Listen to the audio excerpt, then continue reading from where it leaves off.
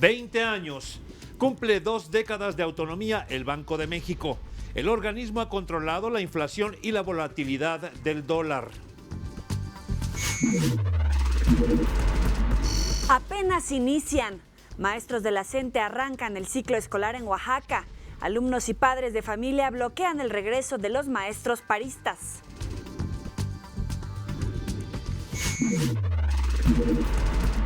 Preocupa el cólera. Reporta el secretario de Gobernación más de 150 casos en Hidalgo, Estado de México e incluso en el Distrito Federal. Octavio y Priscila. Las dos tormentas tropicales amenazan la península de Baja California. A 36 años de su adiós.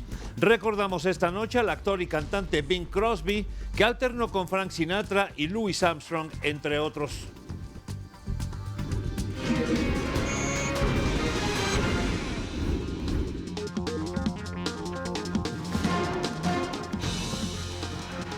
¿Cómo están? Muy buenas noches, bienvenidos a TVC Noticias Territorio. Gracias por acompañarnos nuevamente. Enrique, muy buenas noches. Yoli, ¿cómo estás, amigos? Bienvenidos, muchas gracias por estar con nosotros. El día de hoy, lunes, estamos arrancando una nueva semana con mucha información importante para todos ustedes.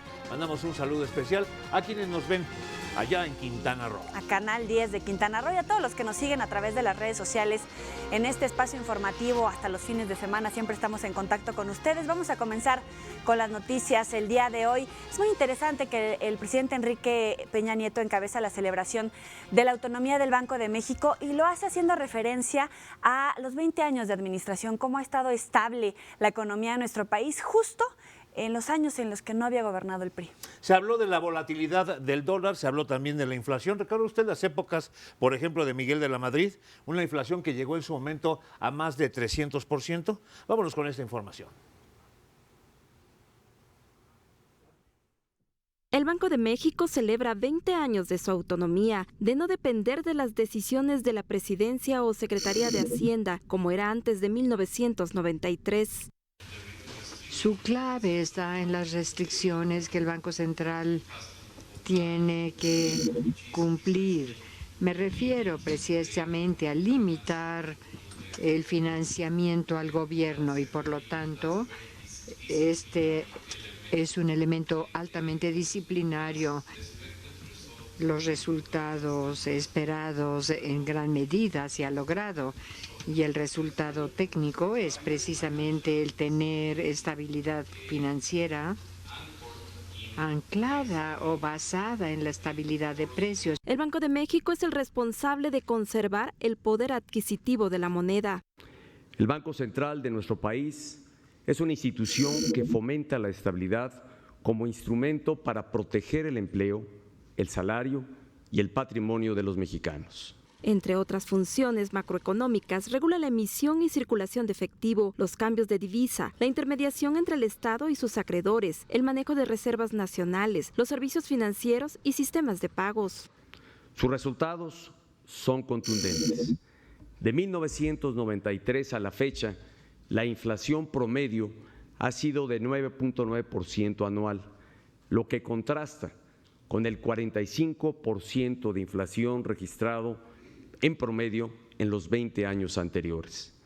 Más destacable aún, como lo ha referido ya el gobernador del Banco de México, es que en los últimos 13 años el promedio ha sido de 4.3% y en lo que va de este año la inflación se ubica en niveles cercanos a 3.4%. En el marco de la conferencia internacional que organizó Banxico para este festejo, expertos internacionales analizaron la interdependencia que existe entre las políticas monetaria y fiscal y cómo esa relación mejora el desempeño económico cuando se confiere autonomía a la autoridad monetaria. Si tenemos la flexibilidad que la tasa de intercambio suba sin crear inflación, estamos en un mucho mejor lugar que lo que estaríamos de otra manera.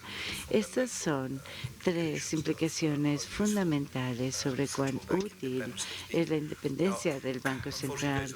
Aunque Banxico abrió sus puertas el 1 de septiembre de 1925, obtuvo su autonomía en 1993, siendo presidente Carlos Salinas de Gortari, cuando la inflación del país era de 2 o más dígitos. Ha tenido 3 gobernadores: Miguel Mancera Aguayo, Guillermo Ortiz Martínez y Agustín Carstens. Para TVCN, Mari Carmen Wister. El Zócalo de la Ciudad de México cambia de actividad. El gobierno de la ciudad lo convierte ahora en una librería para realizar la Feria Internacional del Libro de la Ciudad de México. La plancha del Zócalo se resiste de que sea tomada por los maestros de la Coordinadora Nacional de los Trabajadores en la Educación. Hoy son instaladas carpas para albergar la Feria Internacional de la Feria del Libro, que inicia el próximo 16 de octubre. En el lugar, aún están instalados los centros de acopio del Ejército y la Marina, preparan los últimos víveres para enviarse a los estados afectados por las tormentas. Nosotros las instrucciones que tenemos siguen siendo las mismas. Nosotros estamos instalados aquí en el Zócalo capitalino para continuar recibiendo apoyo de las personas que amablemente quieran contribuir a apoyar a las personas en desgracia, principalmente los estados de Guerrero, Oaxaca, Michoacán. Alrededor de la plancha continúan instaladas las vallas metálicas y el resguardo por elementos de la Policía Federal. La ciudadanía asegura que es una buena medida para que no se plante de nuevo la gente. Me parece muy bien, porque sí tienen derecho a protestar, pero pues, no de esa manera. O sea, el centro histórico es muy bonito para que esté todo el tiempo tomado. Está muy bien, para que ya no lo vuelvan a tomar. La verdad que se pongan a trabajar. No es justo que los niños estén sin estudiar, ¿no? Bueno, eso es muy respetable de cada maestro y de las decisiones que ellos están tomando el día de hoy. Entonces yo creo que es un asunto donde la Secretaría y el mismo gobierno tienen que resolver.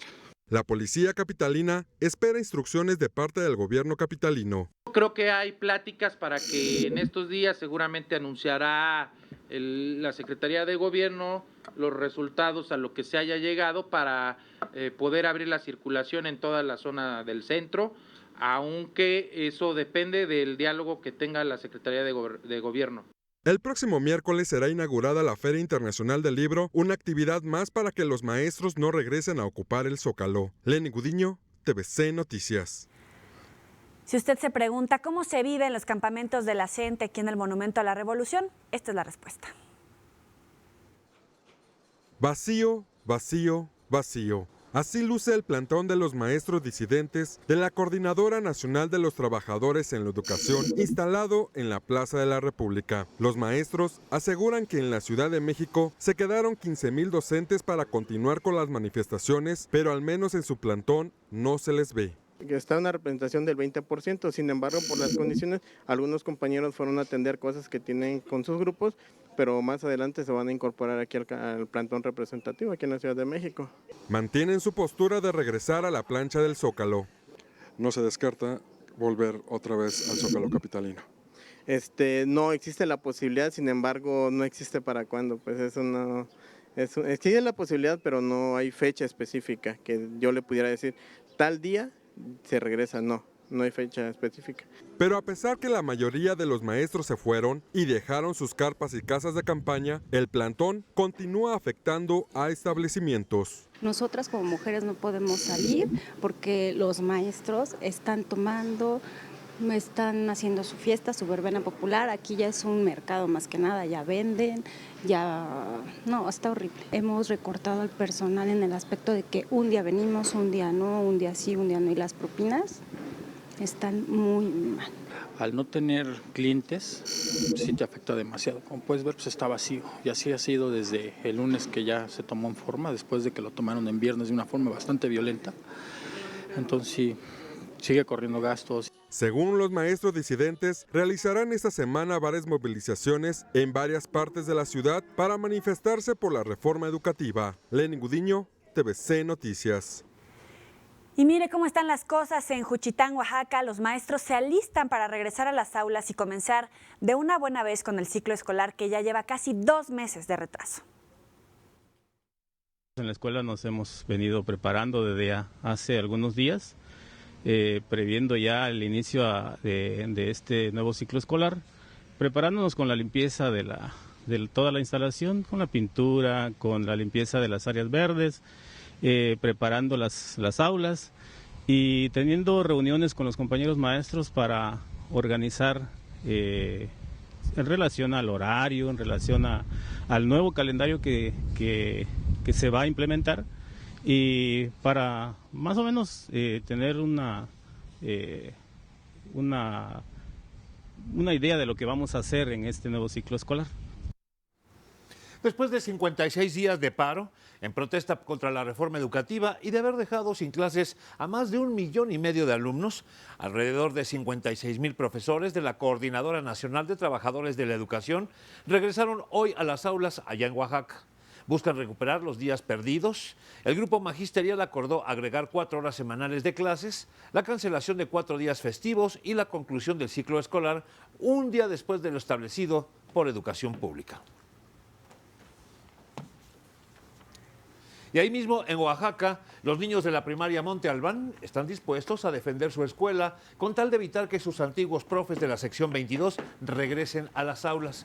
Si los docentes intentaran un desalojo, los padres de familia lanzarían cohetones para llamar al pueblo a defenderse. A lo que hemos llegado, y precisamente este es el tema de nuestra pregunta de esta noche en el Facebook de TVC Noticias Territorio.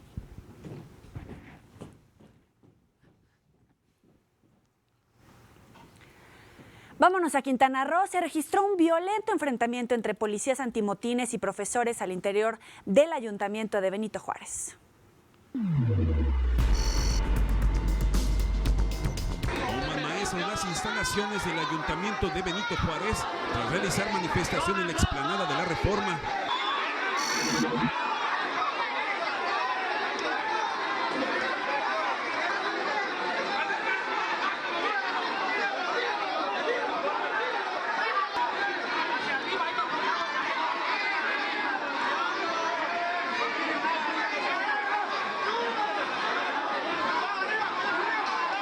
Durante una reunión con una comisión conformada por profesores y las autoridades, los maestros comenzaron a entrar al ayuntamiento.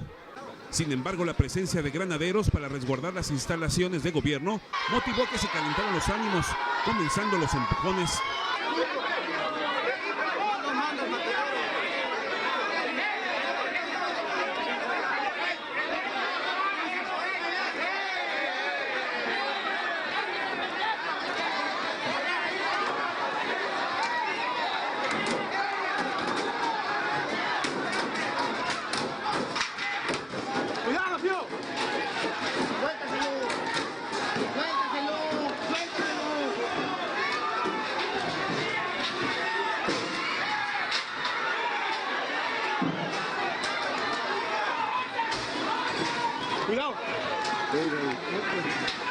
La situación se salió de control cuando comenzaron los golpes entre policías y maestros. Sácalo.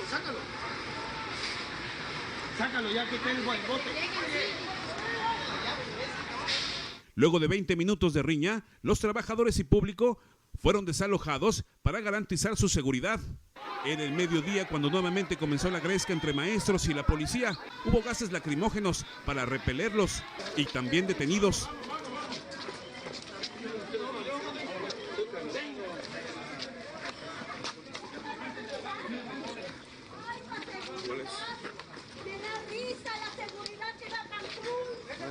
A la 1:30 aproximadamente se dispersaron los maestros y regresó la calma al ayuntamiento.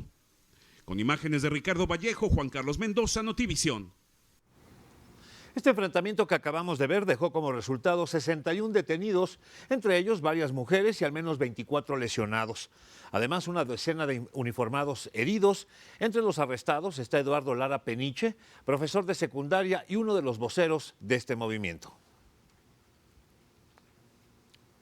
En Zacatecas, los maestros disidentes iniciaron un paro indefinido de labores. Otro.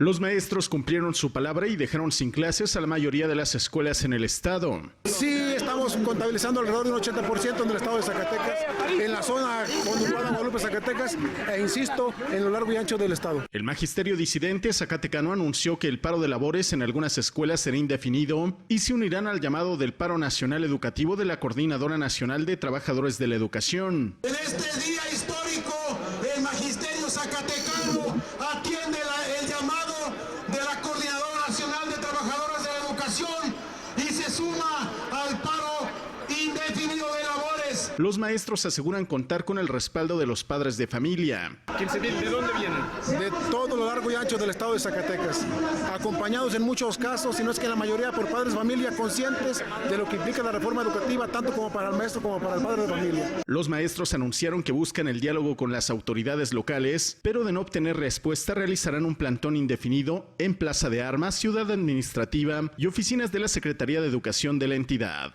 En el estado de Zacatecas, línea informativa, Omar Hernández.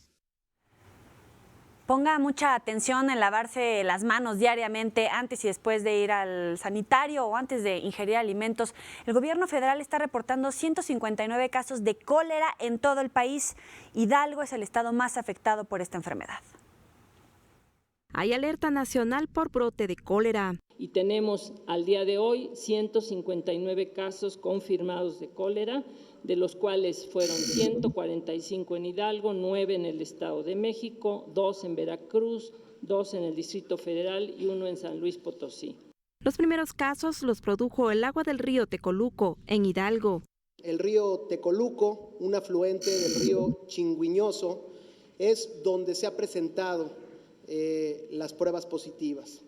Y quiero ser muy gráfico, hay descargas de agua residual, ¿qué quiere decir? Como estos lugares tienen deficiente sistema municipal de manejo de sus aguas residuales, toda va a estos ríos y también es su principal toma de fuente de abastecimiento. Para evitar que se propague el cólera, las Secretarías de Gobernación y Salud anunciaron una campaña de difusión en radio y televisión a nivel nacional y estatal. El cólera se transmite por el agua y hasta ahora solo existen 2 medicamentos para erradicarlo, doxiciclina y cloranfenicol. La sintomatología es diarrea, lo que se conoce como diarrea como agua de arroz, y se inicia en forma repentina, hay diarrea y hay vómito y puede haber deshidratación. La Secretaría de Salud recomienda a la población lavarse las manos con agua y jabón y utilizar desinfectantes como alcohol en gel antes de comer y después ir al baño. Para beber y preparar alimentos, que sea agua clorada, agua hervida o agua embotellada, lavar con agua y jabón y desinfectar frutas y verduras, consumir alimentos bien cocidos o fritos y no consumir alimentos de dudosa procedencia, sobre todo en la calle, que puedan estar crudos. Agregar a los depósitos de agua también el cloro para desinfectarla y si se almacena en cubetas o tinacos, también clorar el agua. Hasta ahora solo se reporta la muerte de una mujer, quien además padecía diabetes e insuficiencia renal. Para TVCN, Mari Carmen Wister. Lanzan alerta a sistemas de protección civil estatales y municipales allá en el norte de la República. ¿Sabe por qué? Pues por Octavio y Priscila. 2 nuevos fenómenos meteorológicos afectarán fuerte al país, Octavio y Priscila. Va a llover donde faltaba por llover en nuestro país, Baja California, Sonora particularmente. La tormenta tropical Octavio entrará a la madrugada de este martes a territorio nacional, afectando a la península de Baja California Sur. Pero Octavio no viene solo. A 1,040 kilómetros al sur-suroeste de esa entidad se encuentra la tormenta tropical Priscila. Estamos emitiendo una alerta para toda la península de Baja California Sur, principalmente entre los municipios, en las comunidades de San Andresito, Constitución e Insurgentes, en los municipios de Constitución y Comandú, y también de lluvias muy fuertes para la zona limítrofe del Mar de Cortés, de Sinaloa, Sonora y Chihuahua. Segob y Conagua afirman que ya avisaron a los sistemas de protección civil estatales y municipales para que implementen las medidas de protección a la población. Es muy raro tener 2 fenómenos formados con tan poco margen de distancia en una misma zona y también interactuando con un frente frío. Se descarta que Octavio y Priscila vayan a tener una magnitud similar a Ingrid y Manuel. Absolutamente nada que ver uno con el otro y las consecuencias también son presumiblemente muy diferentes, porque no serán dos eventos en el mismo momento y prácticamente en el mismo lugar. La que impactará en unas horas en la Baja California Sur estará impactando en una zona que tiene condiciones desérticas por una parte y de desarrollo por otra, y que tiene condiciones muy distintas de cómo absorber el impacto de un fenómeno de este. El gobierno de la República se comprometió a monitorear los fenómenos meteorológicos a fin de proteger a la población de los estados y municipios que pudieran verse afectados. Para TVCN, Mari Carmen Wister. Y vámonos con nuestros amigos de Baja California Sur, donde Octavio ya está provocando fuertes lluvias. Calles anegadas de agua, corrida de arroyos y mucha lluvia son los efectos que hasta el momento se registran. Solo en la delegación de San José del Cabo se lleva un registro de más de 127 milímetros de precipitación. En la comunidad de Los Barriles la lluvia acumuló más de 62. Al respecto, el área de meteorología de la Comisión Nacional del Agua, CONAGUA, informó que las precipitaciones continuarán. Se espera que para el día de mañana ya sea una depresión tropical y que se vaya en dirección al noreste, entre lo que es Comondú, Mulegé, ya entrando prácticamente como una depresión tropical. Sin embargo, es importante mencionar que si bien está perdiendo fuerza y va a seguir perdiendo fuerza. A este respecto, derivado a la influencia de Octav, en las costas de Cabo San Lucas, Baja California Sur, se formó una tromba, también conocida como manga, el cual absorbe agua de la superficie del mar. Decenas de turistas pudieron captar ese fenómeno con sus cámaras y de inmediato lo subieron a la red, todos asombrados por este suceso que duró solo unos minutos.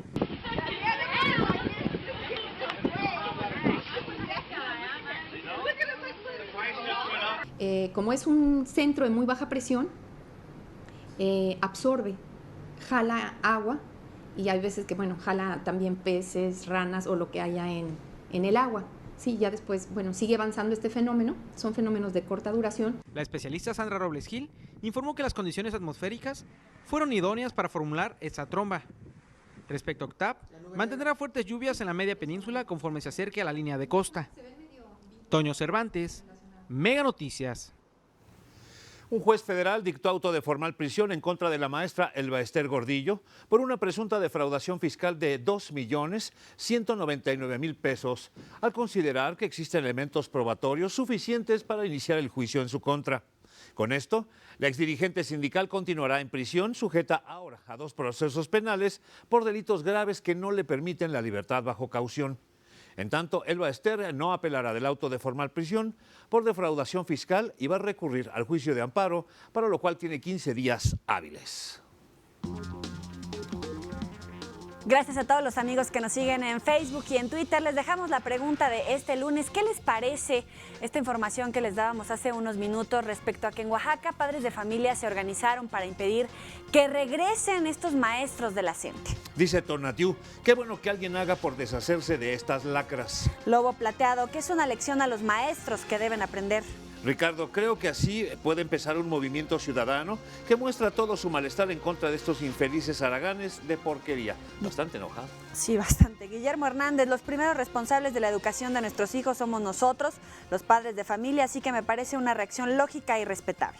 Aida, ojalá que se las cumplan. Bravo por esos padres de familia. Solo falta que les hagan el descuento correspondiente y que apliquen la ley en relación a la cuarta falta. El arquitecto Escándalo, excelente, así deberían de hacer todos en el país, hacer limpieza profunda de todo lo podrido y dar oportunidades a los profesores que sí quieran trabajar, que de seguro son los más capacitados, que sí pasaron un examen para adquirir su plaza de profesores, pero por no tener para pagar la cuota no se las dieron. Todos los que están ahorita de profesores son hijos de profesores o aquellos que compraron la plaza, bien por los oaxaqueños. Ricardo de la Cruz, esos son pantalones y actuar, dice. Leobardo Santos, esos padres de familia estudiaron con esos maestros y aprendieron bien a impedir el paso a quien se quiere, digamos, trabajar. Luz, considerando que la justificación es que no quieren más maestros por loteros, incumplidos, irresponsables, y a que ya invirtieron en poner maestros que puedan sacar adelante el curso bien, a mí me parece bien.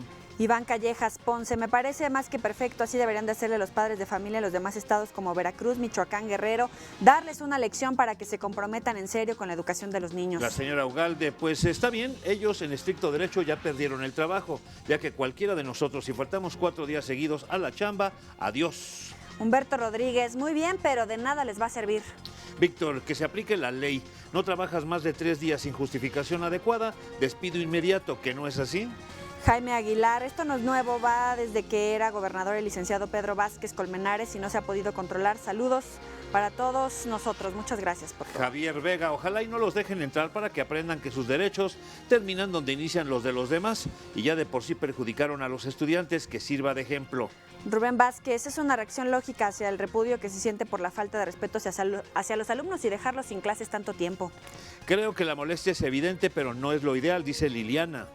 Y Ángel Nocturno, felicidades a sus padres de familia, dicen basta a la mediocridad con esa acción. Muchas gracias a todos los que nos escriben, Facebook, Twitter, les mandamos saludos. ¿Qué le parece si vamos a lo que sigue? Muchas gracias por sus respuestas.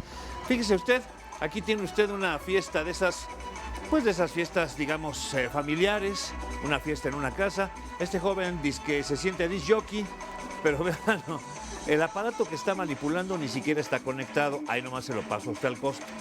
Vea cómo maneja los controles de la consola. Era muy común aquí en el Distrito Federal, si te acuerdas, empezó un movimiento de este tipo. Los presentes están impresionados con su habilidad, sobre todo porque la consola no está conectada a ningún dispositivo. ¿Será que estaba usando Bluetooth? Y los dos de al lado están entretenidísimos viendo este disc jockey de Grandes Ligas, cómo maneja, cómo mezcla, cómo es un profesional de los aparatos, aunque desconectados, pero la pinta la tiene. El show lo da. Al regresar, impactantes imágenes del asalto a un cuentaviente en la capital del país.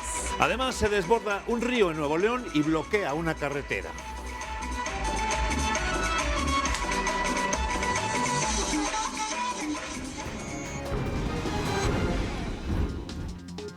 Gracias por seguir con nosotros aquí en TVC Noticias Territorio y gracias por seguirnos a través de las redes sociales. Ponga mucha atención en estas imágenes. Tal vez se confunda y piense que es aquí en nuestro país, pero no. Es en las calles de Brasil donde se registró un intento de asalto, mismo que fue grabado por la víctima y concluyó en un fatal desenlace. Vamos a ver por qué. Esto ocurrió en las calles de Río de Janeiro, en Brasil. En la imagen se observa a un motociclista circulando a toda velocidad mientras graba su viaje a través de la cámara que lleva instalada en el casco de seguridad. Todo parece tranquilo hasta que llega a un cruce y detiene su marcha. Observe con cuidado. De pronto, aparecen 2 sujetos en otra motocicleta. Uno de ellos baja y encañona con una pistola a su víctima, obligándolo a entregarle las llaves. Tá bom. Tá aqui, ó. Pode levar. Não tenho uma arma não, mano. Não tenho arma não, sou polícia não. Ahora ponga mucha atención en el vehículo color negro que se encuentra arriba a su derecha, justo cuando el ladrón se alista para huir. Pode levar.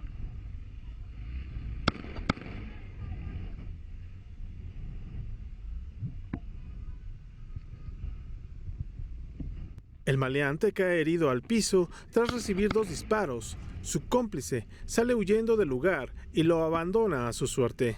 Mientras tanto, la cámara instalada en el casco sigue grabando.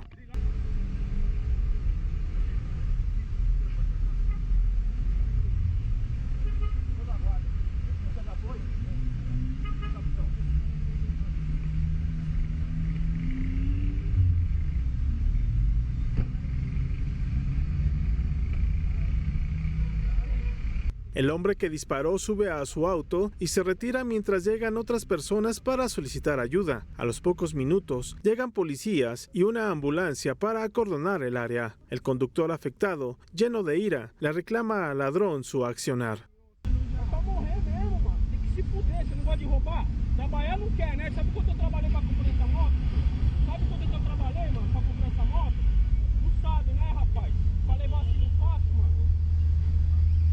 Sorte ainda que eu tive que pegar o outro seu camarada ainda, mano. Mas não esquenta a cabeça não, que seu camarada vai rodar também, mano. El maleante siguió tendido en el asfalto hasta que llegaron los paramédicos para atenderlo. Agora é senhor, né? Meteu pânico nos outros, agora é senhor, né? Meteu pânico nos outros, agora é senhor, né? Senhor caralho, meu irmão. Você vai se fuder no inferno, maluco. Vai roubar, mano? Gosta de roubar, mano?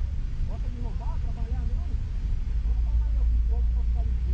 Luego fue trasladado a un hospital en donde se recupera de las heridas, pero lo que es un hecho es que pasará una larga temporada tras las rejas. TVCN, Eduardo Guzmán. Las imágenes que vamos a ver a continuación son fuertes. Estos policías persiguen a la mujer que conduce el auto negro, pero la detiene el paso del tren. Vea cómo se encuentra estacionada sobre las vías. Uno de los agentes se acerca y le pide que baje del vehículo, pero ella se niega. Vea usted. Está exactamente junto a donde está pasando el tren. El policía se acerca en búsqueda de que ella baje. Eso es en los Estados Unidos. Entonces el policía le avisa a su compañero que un segundo tren viene y este se retira apenas del lugar. Ve usted. Y entonces se lleva a la camioneta con esta joven. Lo sorprendente es que la mujer se salvó. Tan solo sufrió una fractura en el brazo. Esto sucedió en Redwood Road, allá en los Estados Unidos. Las cámaras de seguridad de la Secretaría de Seguridad Pública logran captar el colmo de las bandas de asaltantes a transeúntes y cómo operan para robar y cometer homicidios. Vea usted nada más. Es el 20 de septiembre de este año, son las 12:28. Las cámaras de seguridad captan este vehículo compacto estacionarse frente a un banco en la colonia Tacuba. Baja un sospechoso de la parte del copiloto para vigilar a su víctima. Una camioneta recorre varias veces el lugar. A las 12:44, en el recuadro aparece la víctima, quien había retirado del banco 30,000 pesos. La camioneta le da seguimiento al cuentaviente y minutos después el automóvil azul le da seguimiento. Las cámaras de seguridad pública de Avenida Marina Nacional captan el vehículo y la víctima. Metros más adelante, una cámara particular capta el momento en el que la camioneta da vuelta en una calle y posteriormente baja el asaltante. En Marina Nacional se ve justamente cuando la víctima y el delincuente se encuentran. El asaltante amaga con una pistola al ciudadano, quien resiste al asalto. A quemarropa, el delincuente le da 2 disparos. El cuentaviente cae al suelo malherido. El malhechor roba el dinero y huye del lugar. Momentos después, aparece el carro compacto que por poco arrolla al ciudadano herido. Posteriormente, varias personas llegan al lugar para apoyar a la persona asaltada. Las cámaras de seguridad dan seguimiento al recorrido de los automóviles, sin embargo, ese día no tuvieron éxito en detener a los delincuentes. 8 días después del asalto y homicidio, las cámaras de seguridad captan a un vehículo compacto con las mismas características del que se cometió el delito, por lo que elementos de la policía procedieron a detener al sospechoso. Este fue llevado a la agencia del Ministerio Público por los delitos de asalto, heridas dolosas con arma de fuego y homicidio. Lenin Gudiño, TVC Noticias. Ustedes seguro se preguntarán por qué no actúan de manera inmediata, es lo que todos nos preguntamos. Sin embargo, bajan los delitos de alto impacto aquí en la capital del país, según el reporte de la Secretaría de Seguridad Pública capitalina. De esta forma, el jefe de la policía capitalina se presentó para dar un informe de las acciones que ha hecho la dependencia a su cargo. Presume que bajaron los delitos en la Ciudad de México en septiembre. Los delitos de alto impacto cometidos durante este periodo disminuyeron en menos 14.8% en comparación al mismo periodo de 2012. Se realizaron 2.396 remisiones ante el Ministerio Público del Fuero Común. El mes patrio ha sido el de más actividad de protestas y movilizaciones. Hubo 616 movilizaciones sociales a nivel local y federal, con 982.385 participantes. En 494 hubo diálogos sin presencia de agrupamientos, en 97 hubo diálogo con presencias de agrupamientos y en 19 se realizó línea de acompañamiento y se tuvieron 6 enfrentamientos.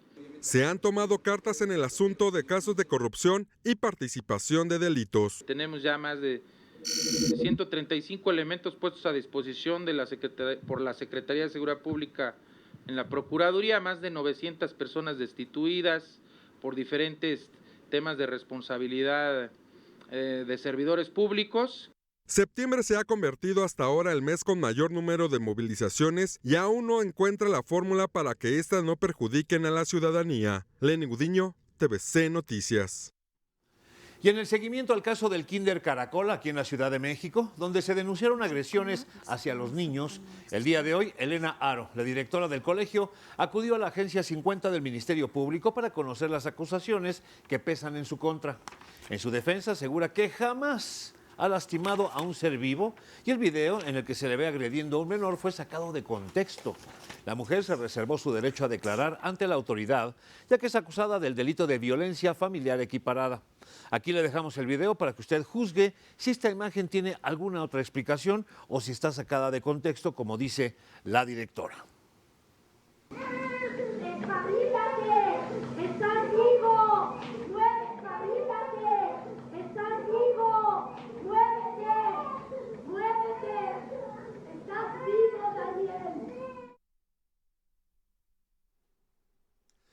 No olvidemos que un hombre denunció en su momento que a su pequeño hijo le jaló el cabello de tal manera que hasta se quedó con el mechón. El niño llegó ya con un hueco ahí en la cabeza a su casa. No olvidemos también el caso de las denuncias porque sumergía la cabeza de los pequeños en una pileta y también en la escuela, o a los otros que les ponía las pinzas para tender ropa en los deditos. En fin, esto es lo más reciente que hay en torno a esta profesora. La facultad, por otro lado, la Facultad de Medicina de la Universidad Nacional Autónoma de México, tiene una nueva licenciatura. Se trata de Ciencias Forenses, por lo que la máxima casa de estudios del país contribuirá en las investigaciones de la Procuraduría General de la República como invitado especial. Ahí estuvo el procurador Jesús Murillo Caram, quien asegura que el entorno social se ha transformado por la delincuencia y sus delitos.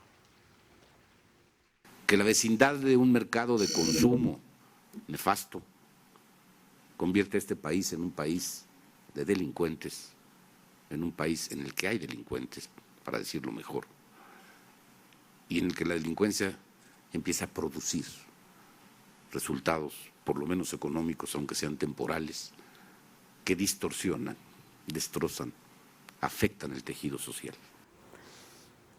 Y el Procurador de Justicia de Querétaro asegura que la mayoría de las llamadas de extorsión en esa entidad provienen del Cerezo, del estado de Tamaulipas, de la cárcel.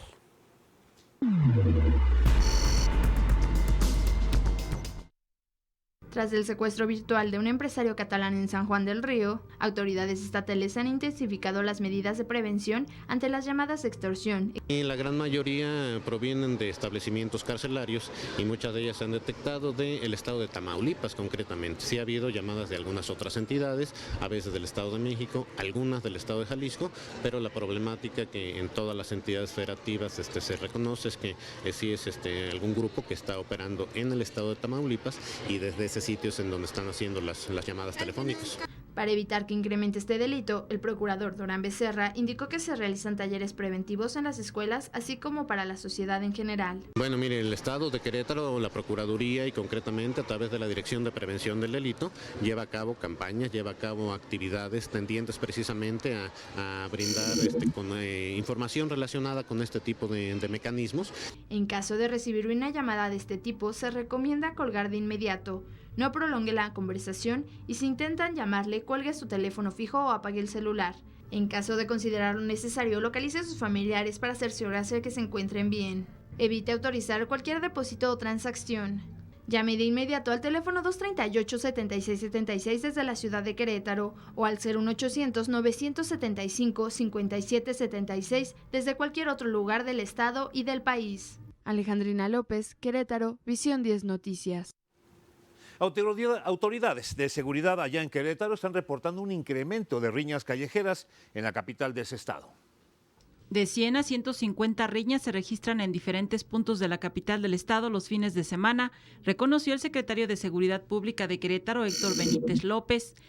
De fin de semana, los 3-4 días de fin de semana, aproximadamente unas 100 a 150, dependiendo quincena, no quincena, es cuando más existe el número de riñas. Se ha incrementado en un 20% aproximadamente.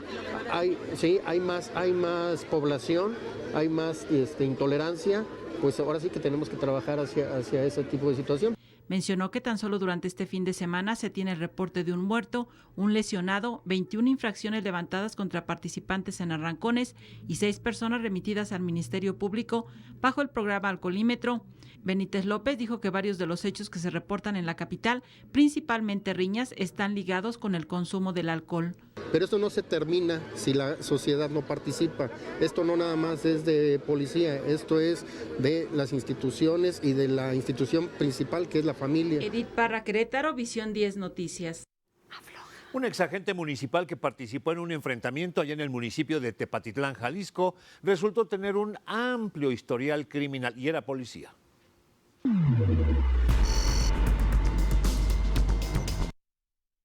El ex policía de Ciudad Guzmán, detenido luego del enfrentamiento en el municipio de Tepatitlán, es integrante de un grupo delictivo local y partícipe de 27 privaciones de libertad y posibles privaciones de la existencia de ciudadanos jaliscienses. El detenido nos dice que esta célula también participó en el levantón y desaparición de los jóvenes de Lagos de Moreno que tanto daño hizo a esa población. El detenido confesó que antes de la balacera también participó en el secuestro de 3 personas en Lagos de Moreno, quienes fueron liberados por agentes de la Fiscalía. Nos preocupa que sea policía porque es gente que tenía entrenamiento, ¿no? Pero también hay que ir más allá, hay que ver pues de dónde consiguen tanto armamento, de dónde consiguen tantas granadas, de dónde consiguen tantas cartuchos. Nájera aseguró que las afectaciones en Tepatitlán son por parte del crimen organizado, pero que el gobierno de Jalisco responde para que no quede ninguna persona afectada ni en riesgo. El propio detenido nos dice que esa célula acababa de llegar y que era la única célula que estaba en Tepatitlán operando. Alma Hernández Chávez, Central Noticias. Vámonos a Nuevo León. El río Salado se desbordó este lunes e inundó diversos tramos de la carretera libre y la autopista Monterrey-Laredo. Esto en los límites de Nuevo León y Tamaulipas. El director de Protección Civil del Estado, Jorge Camacho, precisó que la anegación se encuentra principalmente en el kilómetro 180 en ambos sentidos, por donde es imposible circular. El funcionario explicó que el río Salado ya presentaba un volumen de 80% tras las lluvias generadas por la tormenta tropical Ingrid, por lo que algunos escurrimientos de la sierra del municipio de Anáhuac provocaron su desbordamiento.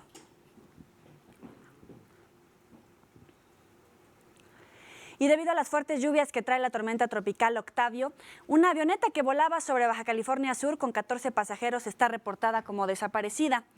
El aparato matrícula XATXM salió a las 9 horas de Loreto y tenía planeado como destino final Los Mochis, Sinaloa. Después de perder la comunicación con la avioneta, la Secretaría de Comunicaciones y Transportes inició un operativo de búsqueda para dar con su paradero.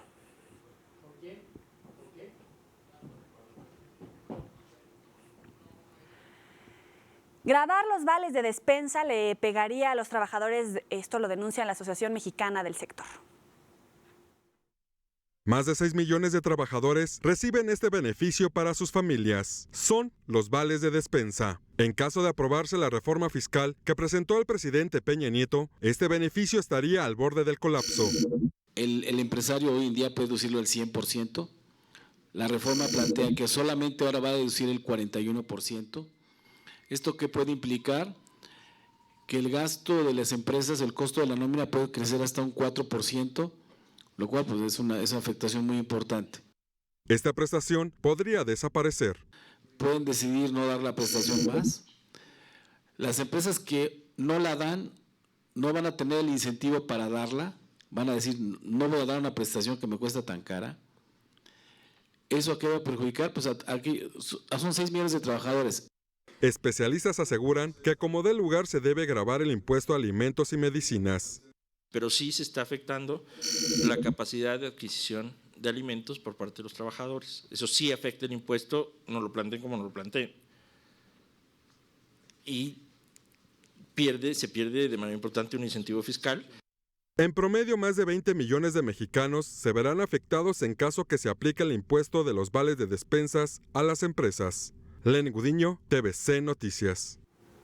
Los científicos de los Estados Unidos, Eugene Fama, Robert Shiller y Lars Peter Hansen, ganaron el Premio Nobel de Economía de 2013 por investigaciones que han mejorado el pronóstico de los precios de activos a largo plazo y han contribuido a la conformación de índices en mercados bursátiles. El trabajo de los galardonados abarca 50 años de investigaciones, comenzando con el hallazgo de Fama sobre el difícil predecir de los movimientos de precios en el corto plazo, una conclusión que contribuyó al desarrollo de fondos de índices de acciones. El trabajo de Shiller y Hansen se enfocó en los cambios de precios en el largo plazo. Empieza. Vámonos a los indicadores financieros. El dólar se vende en 13,24. Y este lunes arranca la Bolsa Mexicana de Valores con baja, ligera pero baja finalmente. Esto es Economía y Finanzas.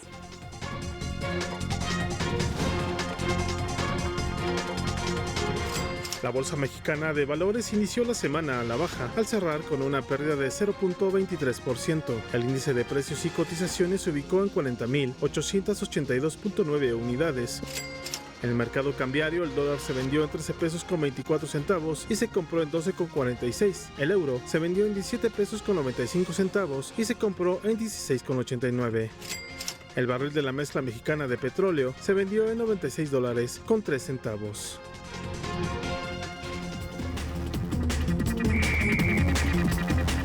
Vámonos ahora con toda la información deportiva. Aquí con nosotros, como siempre, Leonardo Villalpando.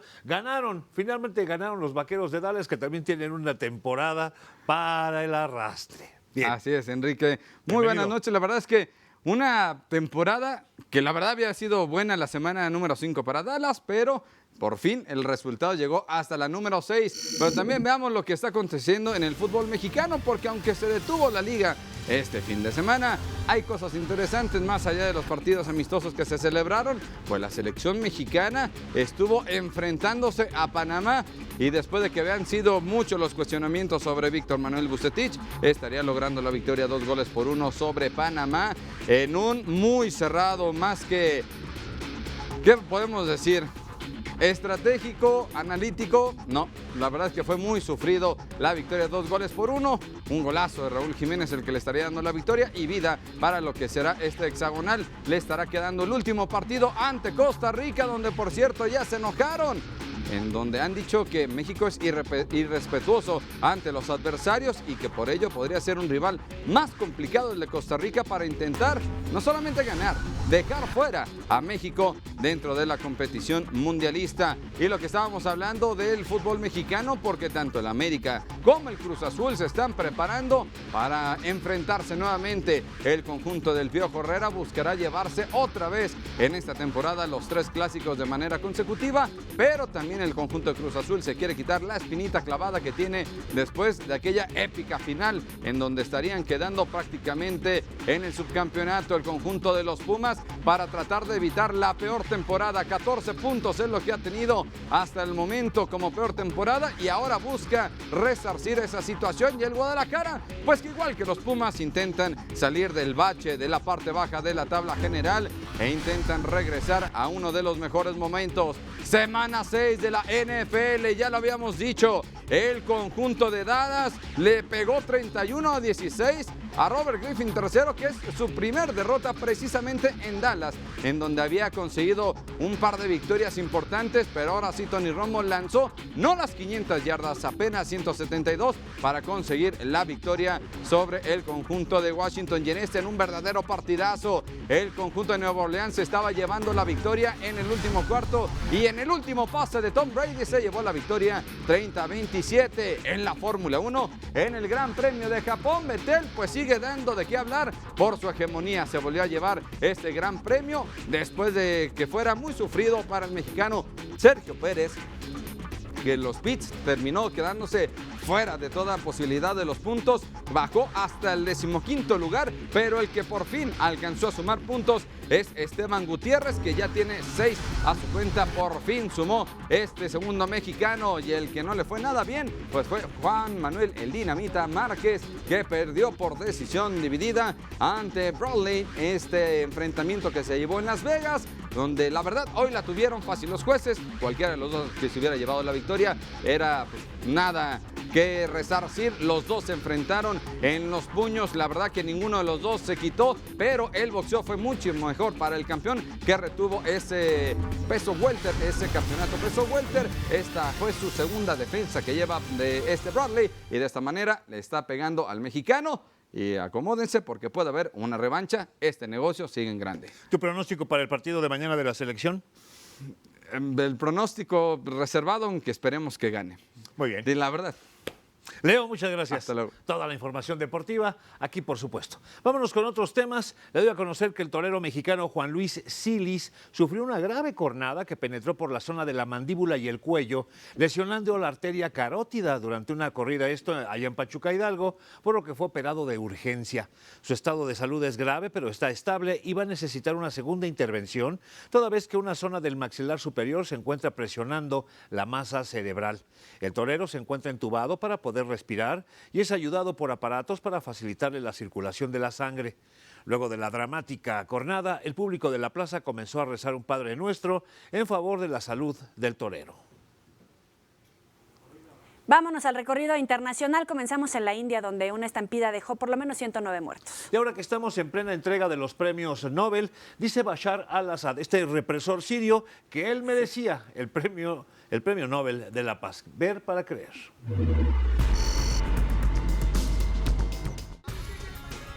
Subió a 109 el número de muertos por una estampida que se produjo en un festival hindú en Madhya Pradesh el domingo. Miles de personas se reunieron en el templo de Ratangar para festejar a la diosa Durga. Incluso algunas personas se ahogaron tras lanzarse desde un puente. La policía asegura que la estampida fue provocada por rumores de que el puente iba a colapsar.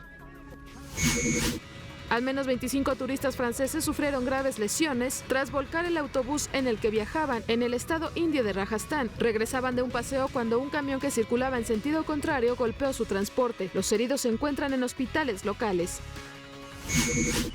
Más de 20 personas, entre ellos 7 ciudadanos chinos, fueron rescatados después de que un buque extranjero cargado de troncos se incendiara cerca de la desembocadura del río Yangtze. Según los informes, el fuego se inició en la sala de máquinas del barco de Panamá Supersol. El fuego más tarde quedó bajo control.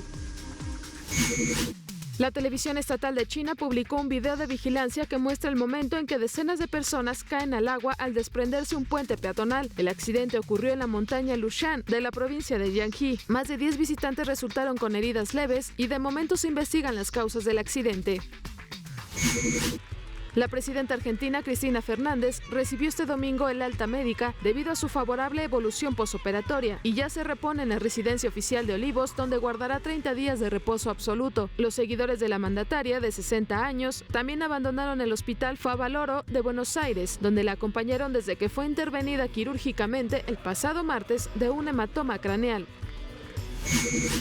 El diario oficialista sirio Al-Akhbar publicó este lunes polémicas declaraciones del presidente Bashar al-Assad en las que habla sobre el último premio Nobel de la Paz que obtuvo la Organización para la Prohibición de Armas Químicas. El presidente sirio dijo con sarcasmo: "Debería haber sido para mí". El periódico, citando también al mandatario, señala que fue el propio Assad quien propuso en 2003 que todos los países de Oriente Próximo se adheriesen a la Convención sobre Armas Químicas de 1997.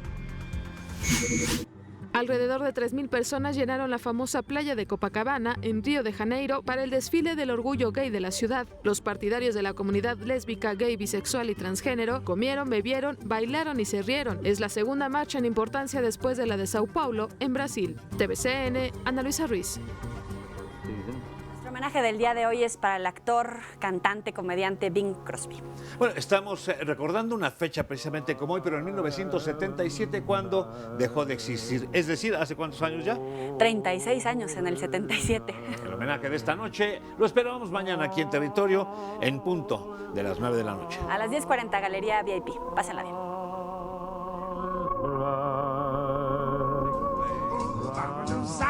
Go to Siam in Bangkok today, round the clock. Well, they all like to jam. Indians on the Amazon beat one bar, and all of them are from the equator up to the pole. Everybody winging, everybody singing that rock, rock, rock, rock, rock and roll. From the east to the west, from the coast to the coast. is king, 'cause jazz is the thing that folks dig.